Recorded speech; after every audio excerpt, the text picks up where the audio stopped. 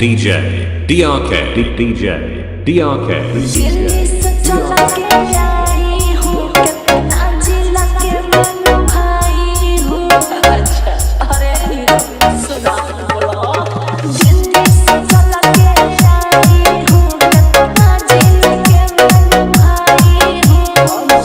देखो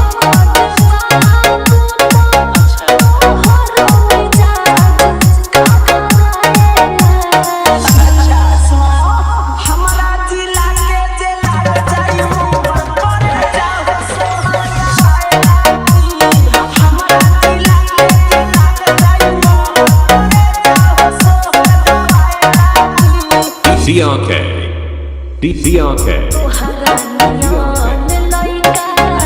पीछे हमारा रहेला हमर फरमाइश बाबू सब पूरा करेला।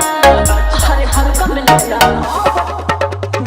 सब जिला छोड़ देले बागान तोहरा देखो मोर लेले बा ऐसे जानी बोला कुछ तेरे बात हो जाएगा। हमरा जिला के जेला जाइबो करे जाओ सोहरा हमरा जिला के जाइबो करे जाओ सोहरा DRK